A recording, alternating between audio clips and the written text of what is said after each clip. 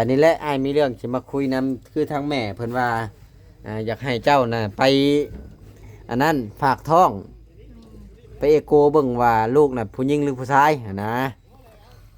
อืมแต่ว่าน้องบอยมั่นใจว่าผู้หญิงหรือผู้ชายเอาลองเดาก่อนเพื่อไปฮอดมือเอโกแล้วเฮาจังอ่ารุ่นนะว่าเจ้าสิว่าถูกหรือเปล่าผิดเอาความจริงได้บ่นี่ได้ผู้หญิงน้องแต่เอาคิดว่าผู้หญิงหรือผู้ชายถ้าว่าบ่แม่นผู้หญิงกับผู้ชายกระเทยค่อยบ่จักค่อยนะค่อยบ่รู้จักค่อยยังกันตอบเจ้าผู้เป็นพ่อเนาะ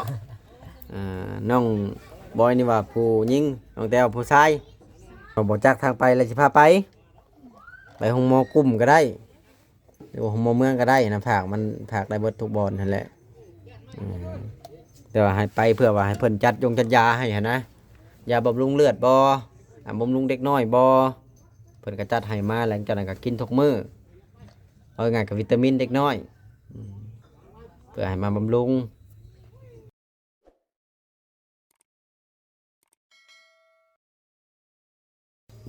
ถือว่าน้องเพิ่นว่าอยากไปไถนาซอยแต่ว่ามันลำบากรถกระบะนี่แหละบ่มีรถกระบะพี่น้องเอ้ยคำฟันดีๆแม่นมีคนละกันแค่ดอกละจักกันเนาะแม่นอันนี้มันอาจเมื่อบ่ได้เด้อ้ายมีเรื่องสิมาคุยนำคือทางแม่เพิ่นว่าอยากให้เจ้าน่ะไปอันนั้นฝากท้องไปเอโกเบิ่งว่าลูกน่ะผู้หญิงหรือผู้ชายนะแต่ว่าน้องบอยมั่นใจว่าผู้หญิงหรือผู้ชายเอาลองเดาก่อนเพื่อไปฮอดมือเอโกแล้วเฮาจังรุ่นนะว่าเจ้าสิว่าถูกหรือเปล่าผิดเอาความจริงได้บ่นี่ได้ผู้หญิงน้องแต่เอาคิดว่าผู้หญิงหรือผู้ชายถ้าว่าบ่แม่นผู้หญิงกับผู้ชายกระเทยค่อยบ่จักค่อยนะค่อยบ่รู้จักค่อยยังกันตอบเจ้าผู้เป็นพ่อเนาะน้องบอยนี่ว่าผู้หญิงน้องแต่ว่าผู้ชายเดี๋ยวมือฮอดมือไปเอโกจังรุ่นกันแต่ว่าก็ยังบ่รู้จักเพศคือเก่าดอกเพราะเพิ่นยังน้อยนะแต่มีแต่ว่าทั้งแม่เพิ่นว่าพวกเจ้าสิพร้อมไปมื้อใดหั่นนะไปเอโกเบิ่งฮะคือไปนี่ไปโรงหมอกลุ่มบ่หรือโรงหมอเมืองผักทองจะผักอีสานแล้วคันว่าบ่จักทางไปแล้วสิพาไปโรงหมอกลุ่มก็ได้หรือว่าโรงหมอเมืองก็ได้นะฝากได้เบิดทุกบ่อนนั่นแหละแต่ว่าให้ไปเพื่อว่าให้เพิ่นจัดยาให้หั่นนะยาบำรุงเลือดบ่บำรุงเด็กน้อยบ่เพิ่นก็จัดให้มาหลังจากนั้นก็กินทุกมื้อเอาง่ายกับวิตามินเด็กน้อยเพื่อให้มาบำรุง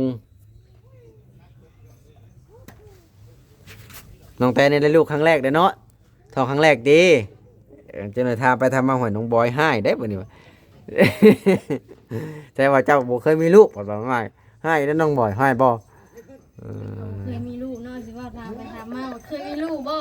อันนี้ก็มีแต่ว่ามื้ออื่นแม่เพิ่นว่าจะฝากเงินมาให้คือเพิ่นฝากมาเพิ่นให้ซื้อปลานํแต่ว่าซื้อปลานี่แม่เพิ่นว่าให้พวกเจ้านะหาผักจอกมาปล่อยก่อนบ่มีถามไปแล้วแถวบ้านนี่บ่มีเขาบ่มีผักจอกก็เอาผักตบก็ได้ผักตบก็บ่มีผักตบผักจอกบ่มีมันบ่เป็นช่วงนั้นช่วงดำนาไก่ฮอดแล้วนี่ผักกระเสกก็ได้มาปล่อยลง